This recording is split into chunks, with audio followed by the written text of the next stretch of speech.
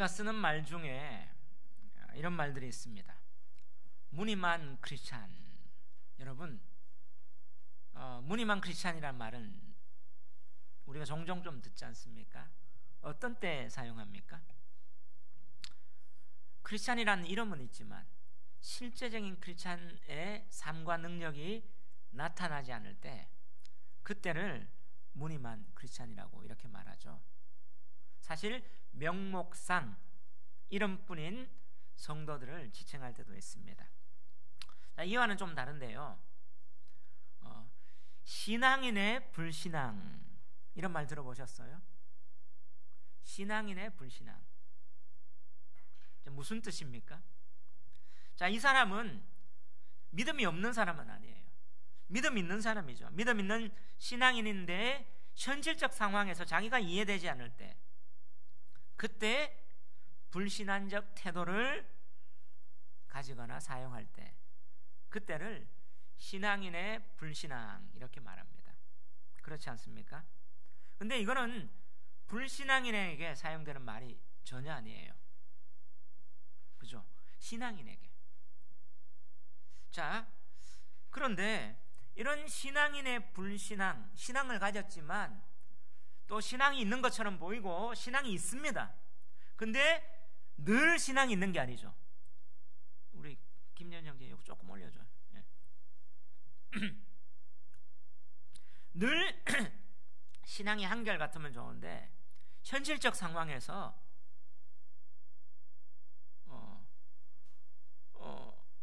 어렵거나 이해되지 않을 때, 그때는 세상 사람하고 비슷하거나 아니면 신앙을 잃어버린 그런 태도를 취할 때를 신앙인의 불신앙이라고 이렇게 말을 합니다. 자, 이럴 때는 이 사람이 신앙이 없는 사람이 아니기 때문에 때때로 체험이 필요합니다. 왜냐하면 체험이라는 것은 현실을 뛰어넘는 참된 신앙으로 인도하는 지평, 그리고 진짜 하나님의 살아계심을 느끼고 그게 이 사람의 인식을 바꿔줄 수 있는 계기가 될 수 있기 때문이죠. 그렇지 않습니까? 우리는 어떻습니까? 무늬만 크리스찬 아니면 신앙인의 불신앙, 우리에게도 적용될 수도 있다고 생각합니다. 목사라고 신앙인의 불신앙이 아닐까? 늘 믿음이 있는 것만은 아니에요. 예수님의 제자들도 늘 믿음이 충만한 것만 아니었습니다. 왔다 갔다 했어요. 그때 필요한 게, 잡아주는 게, 불신앙이 아니라면, 신앙인이라면 때때로는 체험이 필요하죠. 이런 예가 있습니다. 제가 스크랩한 제 기사를 제가 출력해 왔는데요. 이븐 알렉산더 박사라고요. 이 사람은 하버드 대학교 메디컬 센터 뇌의학자이자 의사고 과학자이자 교수입니다. 이 사람이 책을 하나 썼죠. 원래 제목, 영어 제목은 Proof of Heaven, 천국의 증거라는 거예요. 근데 이 책이 아마존에서 베스트셀러가 됐어요. 아주 오랫동안. 근데 우리 한국에서 김영사에서 번역을 해서 출간했습니다. 나는 천국을 보았다라는 이제 번역 이름으로. 이 사람의 이 책이 왜 이렇게 베스트셀러가 되고 또 한간의 이슈가 됐냐? 이 사람이 뇌의학자였고 이 사람은 신앙인이었어요. 이분의 여러 가지 제가 인터뷰나 신문의 기사나 다 봤는데, 이 사람이 뭐냐 하면 어릴 때 감리교 가정에서 자랐어요. 근데 그 아버지가 유명한 신경의학자였는데 양아버지였어요. 입양되어서. 자, 그러면서 자기는 이제 성도로서, 개신교의 성도로서 이렇게 자랐는데 뇌의학을 하고 또 교수고 의사고 세계의 뇌의학자로 신경학회에 논문 같은 것을 많이 발주했던 사람으로서 사람이 정말 천국이 있는가? 또 사람이 뇌사, 임사 체험이 있죠. 뇌사 당한 사람은 그 뇌의 쇼크지 진짜 천국이 있다고 그는 믿지 않았어요. 왜냐하면 현실적으로 자기의 이성적으로 신앙인이지만 진짜 천국이라는 것은 뇌에 어떤 만들어낸 또 사람들의 심리적인 그런 창작물이 아닐까 의심이 됐죠. 이건 불신앙적 태도였어요. 근데 지금부터 한 10년 전이었죠. 2009년에 갑자기 이 사람이 어떻게 해요? 어떤 바이러스로 인해서 전신이 마비된 거예요. 앰뷸런스가 와가지고 응급 의료센터에 들어갑니다. 그리고 나서 어떻게 해요? 7일 동안 뇌사 상태가 돼요. 의학적으로 생존 확률 제로. 그리고 7일 되고 이제 그 마지막 때 이제 의사가 이제 죽음의 판명, 뇌사 내리기 직전에 이 사람이 어떻게 해요? 의학적으로는 죽음의 판명이 났죠. 근데 7일째 살아난 거예요. 그리고 나서 그가 어떻습니까? 정말 천국은 실제하다 하면서 이제 글을 기고하고 이때까지 썼던 자기의 논문들을 다 뒤집는, 그러면서 임사 체험자들을 만났던 거하고 공통점하고 그리고 뇌의 의학적 소견하고 과학적인 어떤 논문들을 쓰기 시작했어요. 그걸 증명해 나갑니다. 자, 이 사람에게는 이 죽음의 체험이 신앙인이었지만 때때로는 불신앙이었는 태도를 가졌던 그가 180도로 바뀐 진짜 천국이 있다. 그래서 기자한테 우리 한국 국민일보 이태영 기자가 그 집에 찾아갔어요. 2시간 이상 인터뷰를 하는 가운데 그가 가장 많이 한 말이 뭐냐면 real, 실제 살아있다, 실제 살아있다. 그러면서 이거는 틀림없는 확신으로 그렇게 또 이제까지 자기가 공부했던 거와 뒤집는 이제 과학적, 의학적, 학자적 소견으로 하나씩 증명해 나가고 또 많은 것들을 강연하고 전파하고 있다는 사실입니다. 이런 맥락 속에 이 사람에게 당한 상황, 뇌사의 체험, 어쩌면 끝이라고 생각했던 그 체험이 신앙을 확고하게 되는 전기가 되었습니다. 자, 오늘 본문에 보면 어떻게 시작합니까? 17절에 이렇게 말해요. 예수께서 와서 보시니 나사로가 무덤에 있은지 이미 나으리라. 지금 어떤 상황을 얘기합니까? 나사로가 죽었다는 말이에요. 근데 무덤에 있은지 나으리라는 말은 지난주에 제가 얘기했던 것처럼 유대인들은 사람이 죽으면요 영혼이 육체와 분리돼서 그 영혼이 육체에 들어가기 위해서 육체의 주위를 맴도는 기간이 3일이라고 봅니다. 이제 4일 되면 부패가 일어나기 때문에 이제는 내가 떠나야 되겠다. 다시 말하면 나으리란 말은 완전한 죽음이란 말이에요. 상황이 종료된 상황이에요. 자, 인간의 인식 가운데 죽음은 뭡니까? 끝이라는 겁니다. 또 죽음은 뭐예요? 인간의 능력 밖 한계가 죽음이에요. 끝과 한계 상황을 표현한 겁니다. 지금 나사로가 무덤에 있은지 이미 나으리라는 한계 상황, 끝, 정말 불가능한, 현실적으로는 불가능한 그 상황 앞에 서 있어요. 누가? 마르다와 마리아라는 그 오빠가 죽었습니다. 그때 지금 뭐예요? 19절 20절을 보면 예수님이 오셨다는 소식을 듭니다. 많은 유대인이 마르다와 마리아에게 그 오라비의 일로 위문하러 왔더니 20절 다 같이 한번 봅시다. 시작. 마르다는 예수께서 오신다는 말을 듣고 곧 나가 맞이하되 마리아는 집에 앉았더라. 자, 예수님께서 오신다는 이야기를 듣고 마리아는 나갔어요. 마리아는 집에 있었어요. 자, 이 상황에 대하는 태도가 어떻습니까? 정말 상황이 종료되고 현실적으로 정말 불가능하고, 그리고 마리아와 마르다는 뭐예요? 믿음이 있었어요. 예수님이 네 오라버니 그 병은 죽을 병이 아니야, 그 말을 들었던, 살 거야 라는 믿음이 있었는데 상황은 종료됐어요. 현실적으로는 어떻게 해요? 최악의 상황, 어떻게든 해볼 수 없는 상황. 그때 예수님이 오셨어요. 신앙인인데 어떤 태도입니까? 불신앙의 태도예요. 21절 한번 읽어봅시다. 시작. 마르다가 예수께 여짜오되 주께서 여기 계셨더라면 내 할아버지가 죽지 아니하였겠나이까. 자, 이 말이 무슨 말이에요? 원망하는 거죠. 예수님 일찍 오시지, 안 죽는다고 했고 이 병은 죽을 병이 아니라고 했는데 왜 예수님 늦게 와서 죽었습니까? 예수님 말하고 다르지 않습니까? 어쩌면 원망이고, 어쩌면 불평이고, 어쩌면 비난이고, 어쩌면 예수님 때문이에요. 더 우리가 한 번 더 생각하면 그렇잖아요. 예수님 때문에, 예수님 일찍 왔으면, 그죠? 어쩌면 비난조가 될 수도 있는 그런 상황이에요.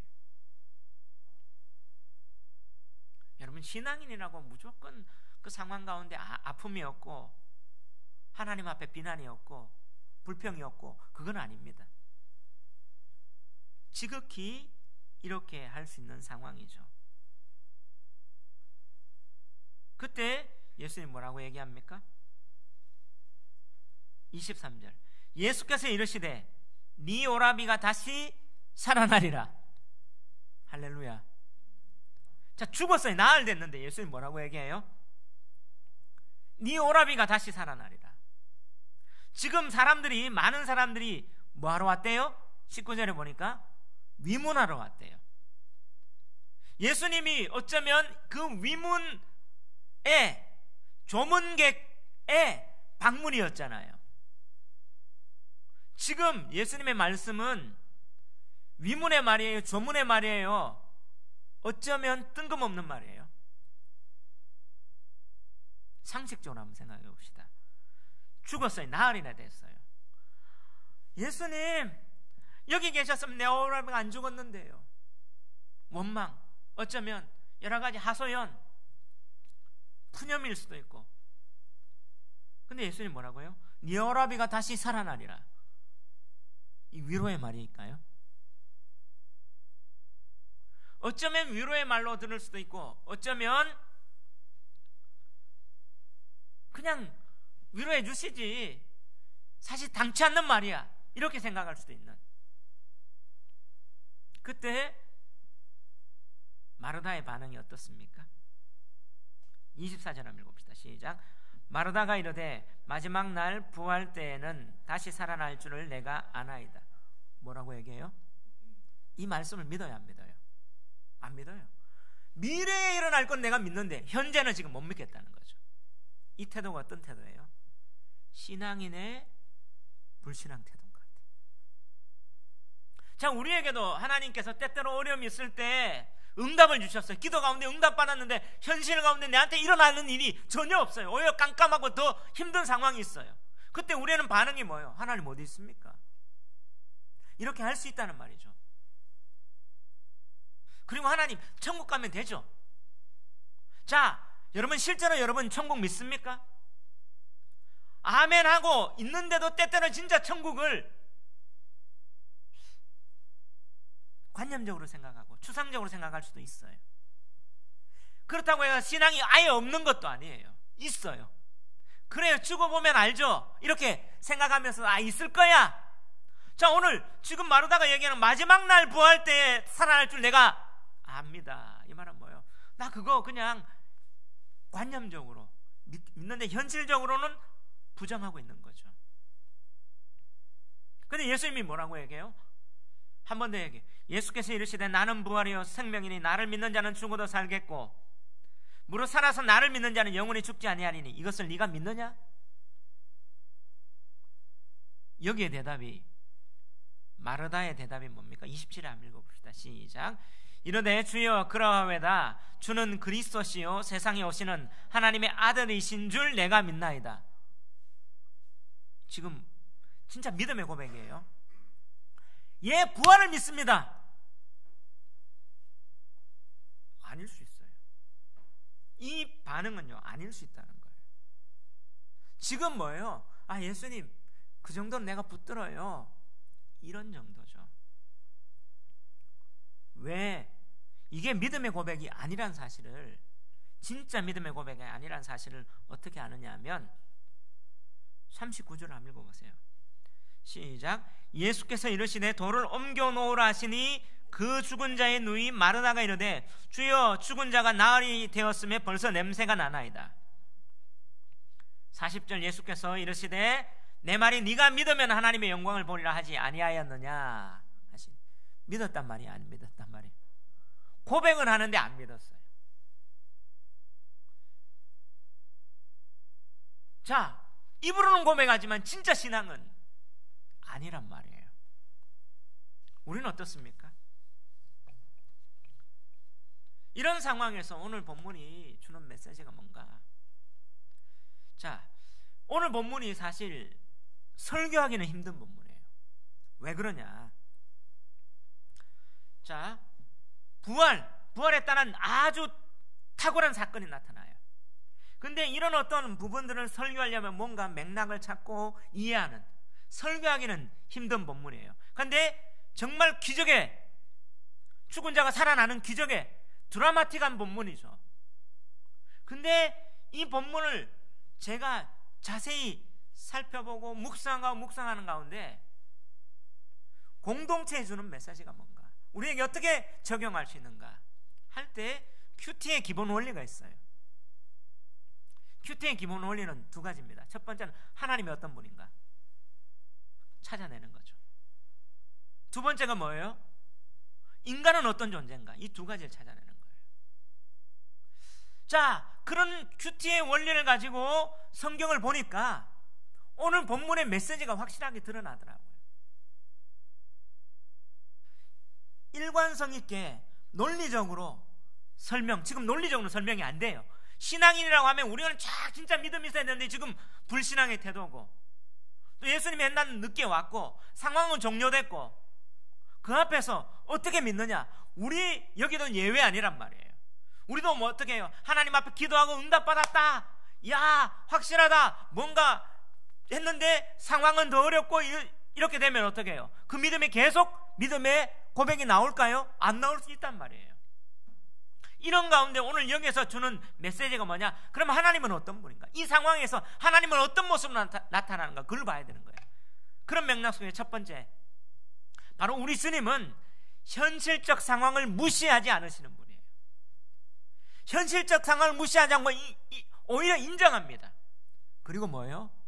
그 사람을 공감해 주시는 분이라는 거예요. 오늘 이 메시지가요, 이런 상황 중에서 오늘 본문 주시는 메시지가 뭐냐면, 주님을 통해서 하나님이 어떤 분인가? 하나님은요, 현실적 상황을 무시하지 않고 인정하며 오히려 우리 신앙인의 불신앙 태도지만 공감해 주시는 분이에요. 결국 이걸 통해서 뭐 해 주시려고요? 체험하며 믿음으로 이끌어 가십니다. 아멘. 예. 자, 이런 상황에서 지금 마리아가 예수님 이 나사로 살아난다 하니까 못 받아들이겠는 거예요. 그냥 뭐예요? 자기의 추상적인, 관념적인, 관례적인 대답을 했습니다. 주여 그렇습니다 했는데, 이제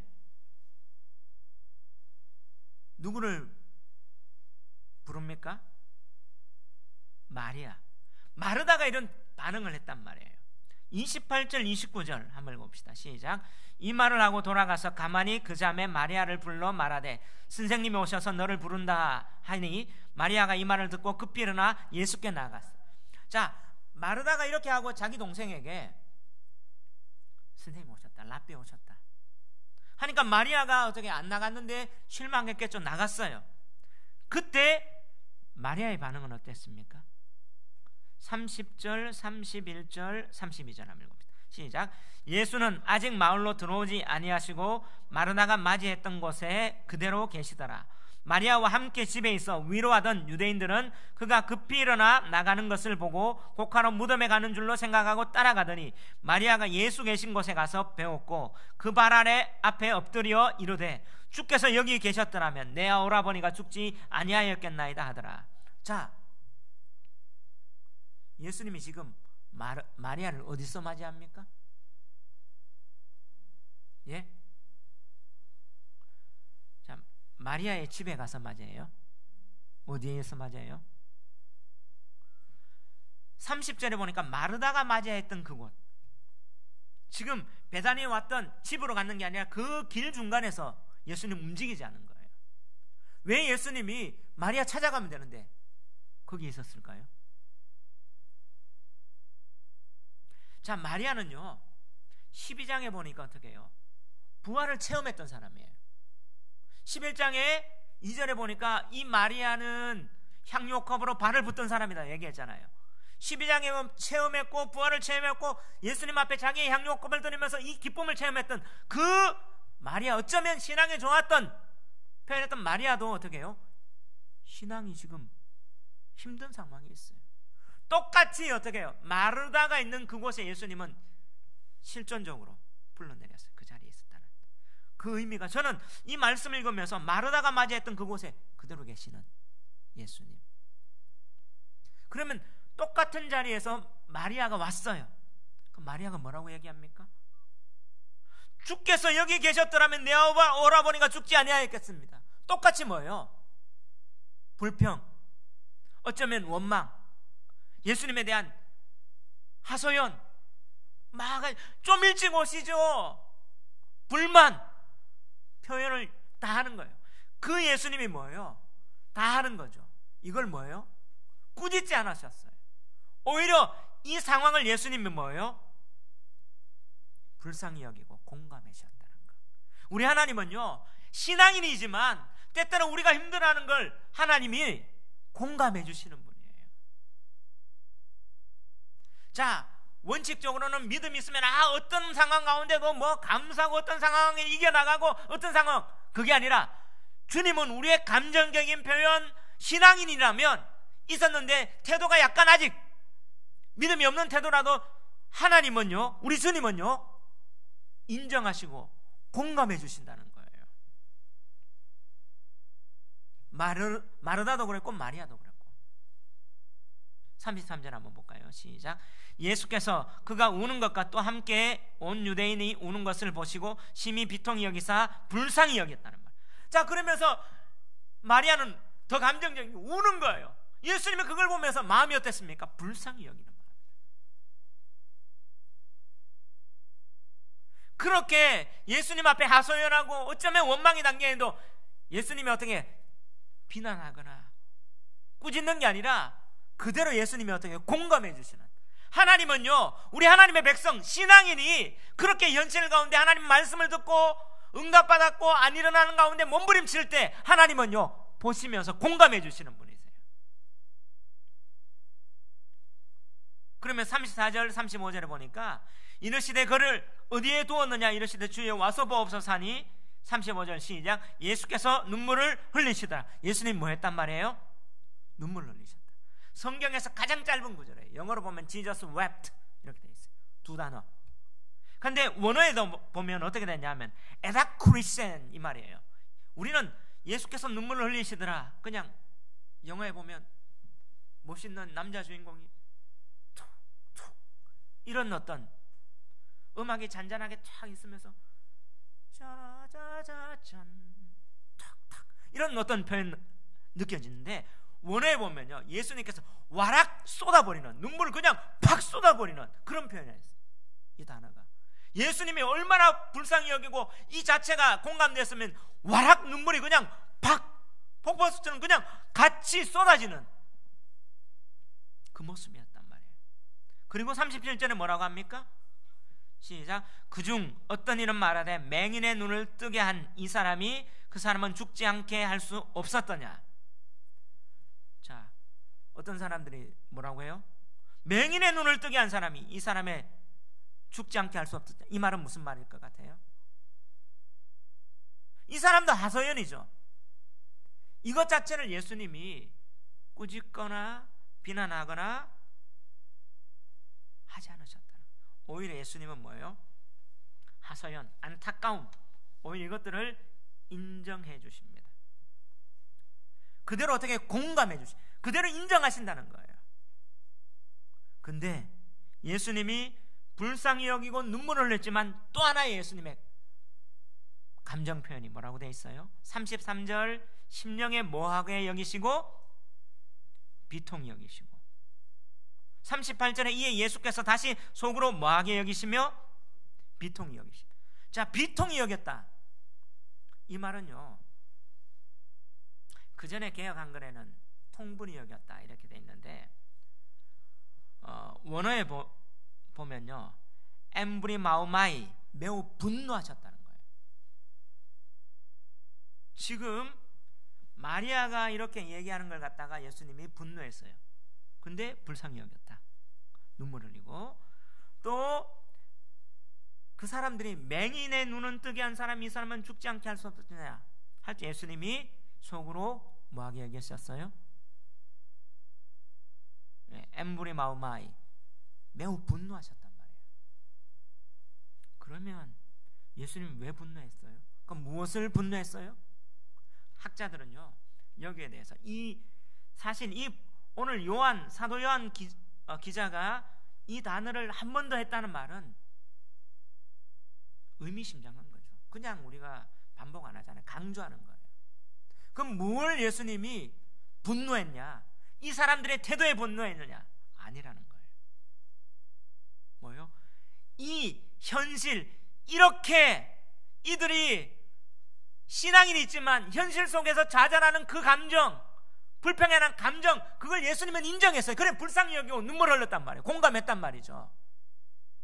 그런데 예수님은 뭐에 대해 분노했느냐? 칼빈도 그렇고 비비 워필드도 유명한 디에 칼슨이라는 요한복음의 그런 어떤 탁월한 학자도 이 비통히 여겼다는 것은 어떻게 하느냐 하면, 이 사람을 가져온 그 상황, 죄, 죽음에 대해서 예수님 뭐예요? 분노했다는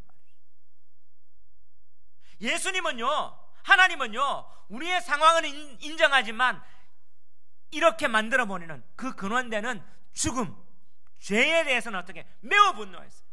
내 사랑하는 사람이 이렇게 만들었는, 예수님은 그걸 공감하면서 예수님도 참지 못할 만큼 그것에 대해서 분노했다는 거죠. 우리 하나님은 그런 하나님인 것을 기억하셔야 돼요.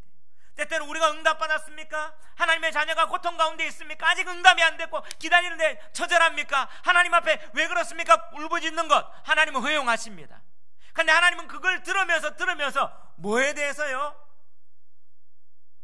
어쩔 수 없는 죽음, 죄의 결과, 그거에 대해서는 하나님이 어떻게 해요? 분노해야 하는. 결국에는 그 원인을 감당해서 이 죽음, 끝이라고 하는 한계적 상황, 결국에 이것을 가지고 생명으로 하시기 위해서 예수님이 그걸 내가 너희들의 지금 상황이 아니라 그 근원적인 문제를 내가 해결해 주겠다는 그 공감대가, 하나님은 그 마음을 가지셨다는 거예요. 그렇기 때문에 때때로 우리가 신앙이 가졌지만 현실의 아픔 때문에 내가 이기지 못하는, 내가 하지 못하는 그것 때문에 우리가 좌절할 필요는 없습니다. 하나님은 그것을 공감해 주시고 인정하시고 오히려 그 근원적인 문제에 대해서 해결하기 위한 그런 거룩한 분노가 있다는 사실, 그분이 하나님이세요. 저는 이 본문을 보면서 다른 여러 가지 책들도 보고 많이 연구를 했는데, 다른 분들은 너무 간단하게 요한복음에 대해서 이어지는 그 내용을 얘기하는 게 아니라 그냥 윤리적으로, 도덕적으로, 교훈적으로 이렇게 설교하는데, 오늘 본문을 계속 볼 때 하나님은 어떤 분이냐 볼 때 제 마음속에는, 그리고 오늘 다 볼 때는 하나님은 그 상황은 인정하시는 거구나. 근데 이걸 통해서 결국엔 뭘 바꿔줘요? 진짜 생명에 대한 체험을 주시는구나. 그렇다면 오늘 우리 가운데 고난당한 사람이 있습니까? 해결되지 않는 문제 때문에 응답은 받았는데 현실에 정말 죽은 것 같은 그런 상황 가운데 있는 주님은요, 그걸 인정해 주세요. 근데 그건 누가 해결하십니까? 하나님 말이. 결국에는 분노하셨다는 말은 예수님이 이 죽음의 근원을 예수님이 짊어지시고 십자가 가운데 부활을 주실 거라는, 예수님이 짊어질 거라는, 이건 내 책임이야, 내가 할 거야 라는 그것을 보여주시는 거예요. 그 하나님을 바라보는 거예요. 우리는 상황을 해결할 능력이 없습니다. 결국에는 그 상황 넘어서 누구를 바라봅니까? 하나님을 바라보는 그 체험으로 인도하시는 귀한 사실입니다. 결국에는 이걸 통해서 뭐예요? 부활을 보잖아요. 예수님은 이 나사로의 사건을 통해서 예수님의 십자가 부활을 보여주시는 그 일들을 합니다. 그런 저와 여러분 되시길 주의 이름으로 축원합니다. 오늘 본문이 주고자 하는 두 번째 메시지, 신앙의 결국은, 그러면 신앙은 뭐냐? 결국은 어느 편에 서 있느냐의 문제예요. 내가 믿음이 좋냐 안 좋냐가 아니라 신앙은, 따라합시다, 신앙은 결국 어느 편에 서 있느냐의 문제다. 아멘. 자, 이렇게 체험했습니다. 신앙인의 불신앙 성능 속에서 어떻게 자기가 이해되지 않는 걸 체험하면 신앙이 더 좋아질 수도 있고, 오히려 그렇게 체험했다고 신앙이 좋아지지 않을 수도 있다는 사실이에요. 체험은 필요한 겁니다, 믿음의 생활 가운데. 근데 체험보다 더 중요한 건 뭐예요? 어느 편에 서 있느냐예요. 자, 보십시오. 40절 41절 한번 읽어볼까요? 시작. 예수께서 이르시되 내 말이 네가 믿지 보리라 하지 아니하였느냐 하시니 돌을 옮겨 놓으니 예수께서 눈을 들어 우러러보시고 이르시되 아버지여 내 말을 들으신 것을 감사하나이다. 42절 항상 내 말을 들으시는 줄을 내가 알았나이다. 그러나 이 말씀 하옵는 것은 둘러선 무리를 위함이니 곧 아버지께서 나를 보내신 것을 그들로 믿게 하려 함이니이다. 이 말씀을 하시고 큰 소리로 나사로라 나사로야 나오라 하시니 나사로가 나왔어요. 기적이 났습니다. 할렐루야, 할렐루야. 나사로의 무덤 제가 가서 사진도 찍었어요. 지금도 있어요. 이건 놀라운 기적 아닙니까? 그런데 이 기적의 시발점이 뭐예요? 22절 보세요. 시작. 그러나 나는 이제라도 주께서 무엇이든지 하나님께 구하시는 것을 하나님이 주실 줄 아나이다. 자, 이 말이 무슨 말이에요? 100% 신앙이 담겨 있는 말입니까? 아니죠. 신앙이네 불신앙이네요. 100% 안 믿었어요. 사실 그 밑에 보면 니 오라면 살아나리라 해도 끝날에 살아나겠습니다 했는데 주님은 뭐예요? 돌을 옮겨 놓으시고 아버지여 내 말 들으신 것을 감사합니다. 기도하죠. 주께서 무엇이든지 하나님께 구하는 것, 기도하는 것 하나님 들으신 줄 압니다. 100% 안 믿었는데 이 마르다의 말을 듣고 예수님 뭐예요? 기도합니다. 항상 내 말을 들으시는 걸 내가 알았습니다. 그러나 이 말을 하옵는 것은 둘러선 무리를 위함입니다. 하나님 저 100% 안 믿었지만 그럼에도 불구하고 이들이 했던 그 말 통해서 하나님 역사 일어나게 내가 하나님 앞에 중보합니다. 예수님 이거예요. 결국에는 이걸 통해서 뭐예요? 진짜 이들이 뭘로 봅니까? 부활을 체험했어요. 예수님이 진짜 어떻게 나사로에 나오라 하니까 44절 죽은 자가 수족을 배로 동인 채로 나오는데 그 얼굴은 수건에 쌓였더라. 예수께서 이르시되 풀어놓아 다니게 하라. 진짜 살아났고 나흘 되던 사람이 어떻게 부활하는 기적을 누가 체험했습니다. 할렐루야. 결국에는 이 여인이 100% 믿음이 없었지만 누구 편에 있었습니까? 예수님 편에 있었어요. 중요한 건 믿음은 뭐냐? 우리는 믿음이 완전한 거다, 100이다 아니에요. 1이나 10 있어도 예수님 편에 있으면 되는 거예요. 그걸 누가 완성해 나가시는 분은 누구십니까? 하나님이십니다. 그럼 믿음은 뭐냐? 누구 편에 있는가? 내가 믿음이 좋다가 아니라 누구 편에 있는가가 더 중요해요. 체험했습니다. 죽은 자가 살아나는 기적을 눈으로 체험했습니다. 체험해서 다 믿을까요? 중요한 오늘 본문이 45절 46절에 한번 읽어봅시다. 시작. 마리아에게 와서 예수께서 하신 일을 본 많은 유대인들이 그를 믿었으나 그 중에 어떤 자는 바리새인들에게 가서 예수께서 하신 일을 알리니라. 자, 오늘 두 부류가 있대요. 이 죽은 자가 살아나는 놀라운 기적을 체험했는데 한 부류는 어떻게 해요? 예수님 믿었죠. 한 부류는 뭐예요? 바리새인에게 알려서 뭐예요? 그 다음부터 읽어보시면요, 예수님 십자가에 죽이는 계략을 짭니다. 그럼 이 사람은 믿었단 말이에요? 안 믿었단 말이에요? 안 믿었다.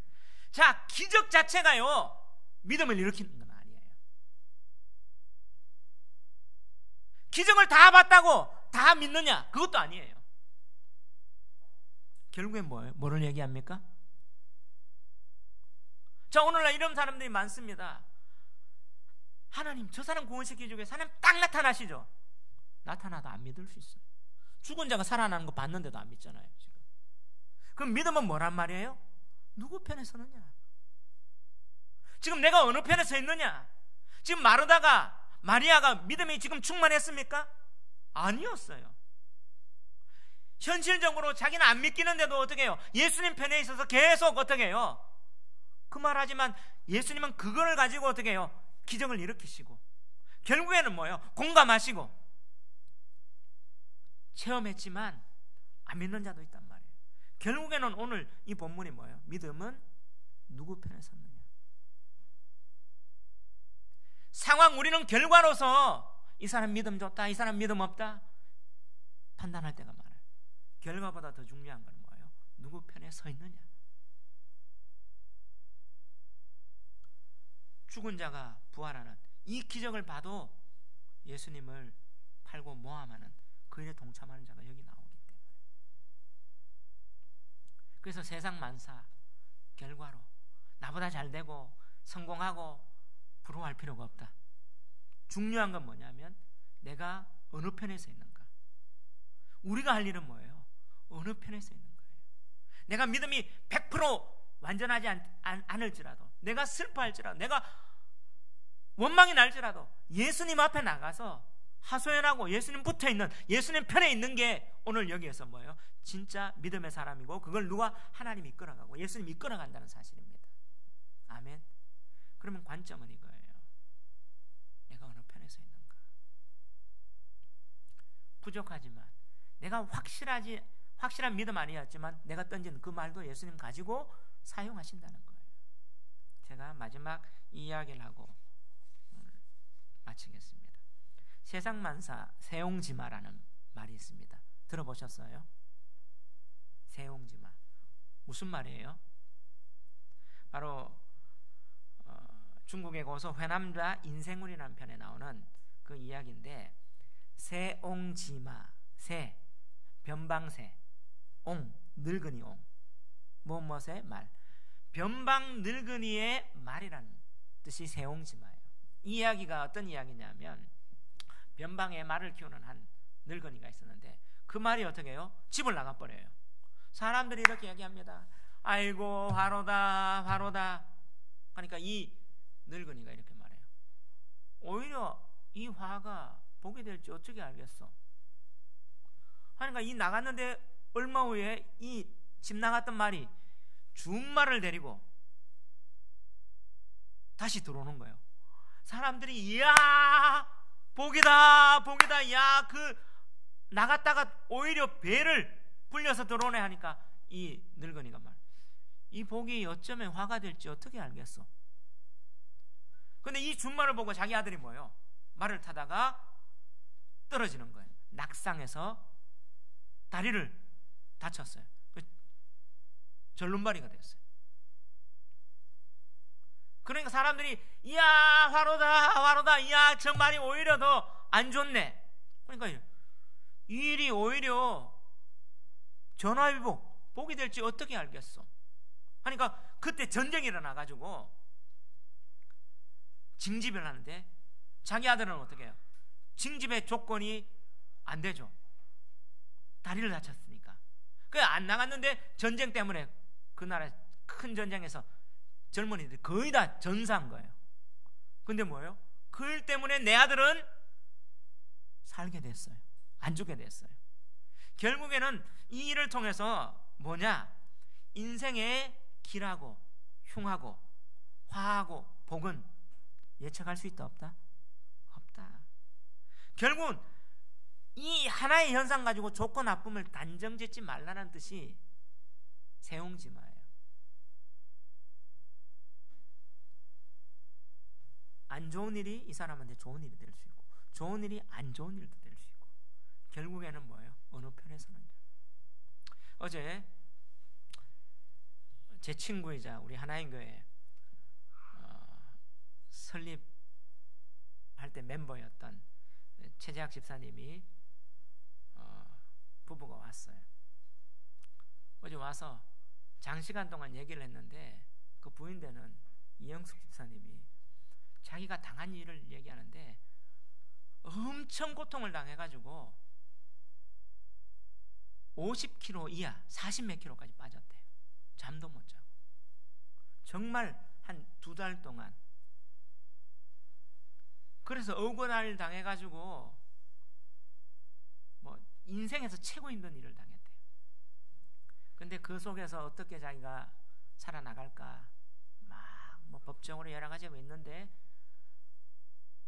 힘이 없잖아요. 교회 가서 그냥 울고 있고 있는데 하나님의 마지막 일을 하시는데 생각도 못한 일. 오히려 억울한 사람들을 하나님이 갚아주시는데 자기는 그것 때문에 어떻게 해요? 보너스도 받고 직장을 옮겨지는데 나이가 51살이에요. 그런데 지금 있는 직장보다 배로 좋으면서 환경부터 시작해서 길을 열어주시는 걸 보면서 이렇게 얘기해요. 목사님, 내가 신앙이 없고 근데 지금 막 지나보면서 그 가운데 뭐가 풀렸냐? 하나님 앞에 그냥 나갔대. 나갔는데 막 오면서 일을 통해서 억울한 거 정말 50kg 이하까지 빠졌으니까. 근데 그 속에서 회개하고 하면서 남편과의 관계, 결혼 평생 남편하고 제일 많은 대화를 그때 했대. 그 남편이 서민금융진흥원 기획조정부장이잖아요. 그래 법하고 이런 걸 잘 알잖아. 하나씩 다 설명해주고 그러면서 시댁에서 시어른이 형님이죠. 초창기 때 돈 1억을 대출받아가 아직까지 안 갚잖아요. 그것 때문에 자기는 형편이 이렇다 하면서 정말 용서가 안 되고 했는데 그게 용서가 되더래요. 그 힘든 걸 당하면서. 그 용서를 다 하고 나니까 어떻게 해요? 그게 풀리는데 하나님께서 해결을 해주시는데 기적의 기적을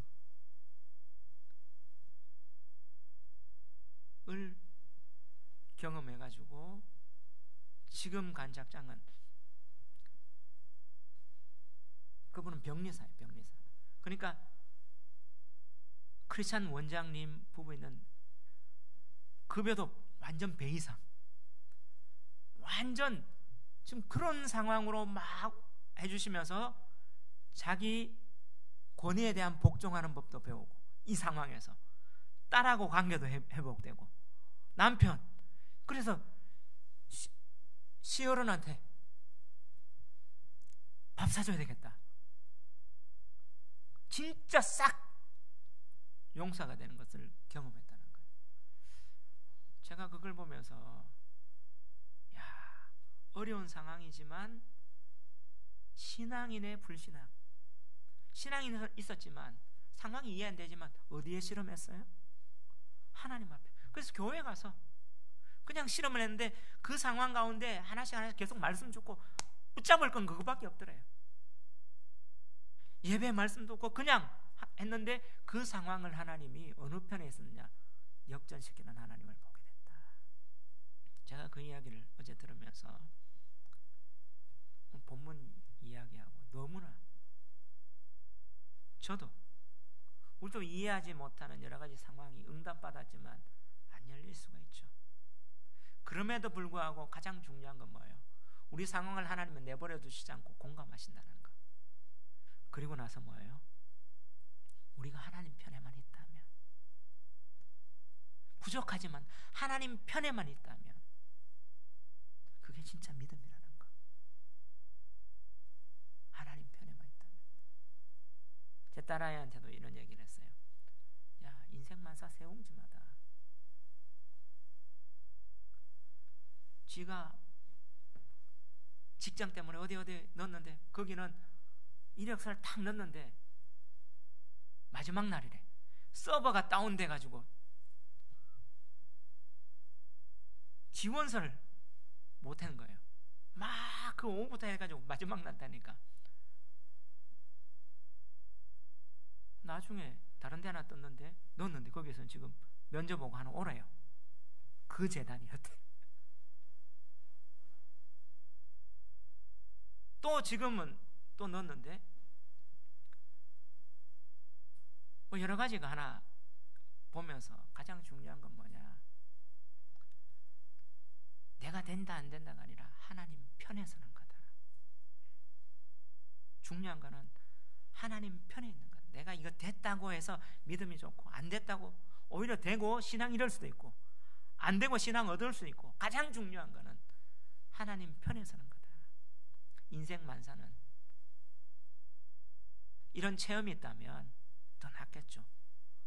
마르다와 마리아가 이런 체험 때문에 그 믿음이 더 돈독해졌는데 다른 사람 이런 체험 때문에 예수님을 팔게 되는, 결국에는 믿음은 어느 편에 서 있는가?